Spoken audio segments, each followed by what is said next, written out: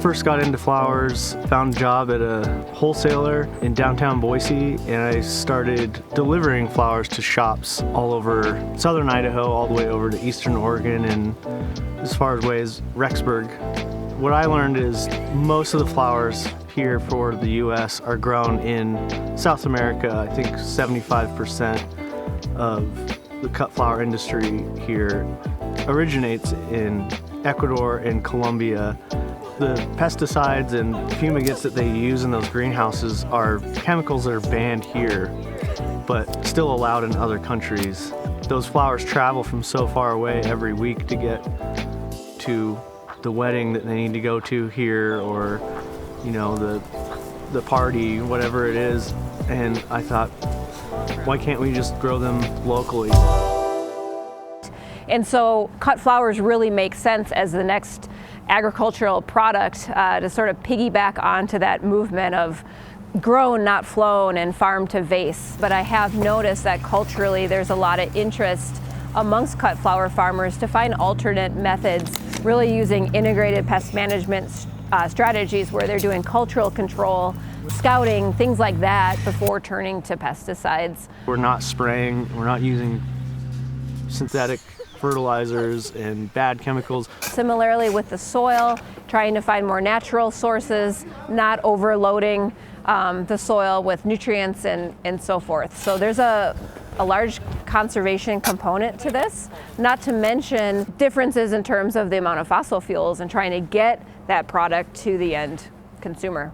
We're promoting in this area a place for birds and insects and even gophers to thrive on our farm. And to know that on your table, those beautiful flowers that come from Fiddler's or McNall or Riviere, any of these places that we have at the farmers market, that you're getting ones that aren't covered in spray and they're not covered in these poisons. They haven't been on a truck for weeks. They're coming directly from the farm. More flower farms have popped up in the valley in the last 5 years that I can't keep track of all of them, and I just think the more the merrier, the better it is for all of us, and less flowers being trucked in here and more awareness being spread of how good they are for the community. I hope it comes back that we're 3/4 of the flowers are grown domestically.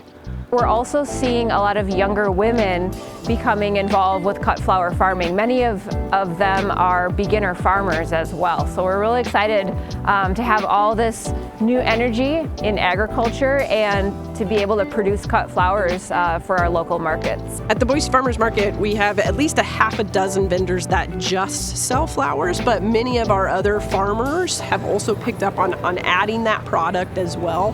So it's really neat to see our staple folks like Fiddler's and Rice Family Farms have got these wonderful bouquets, but then we've got those ones that come in seasonally and they just add so much to the market, and it's wonderful seeing them there. I can't imagine doing something better outside than growing beautiful flowers, cutting them and selling them. I love growing food too, but there's just something special about flowers. We're growing the centerpieces of people's weddings and dinner parties and baby showers and you name it. It just has a little bit more meaning to me.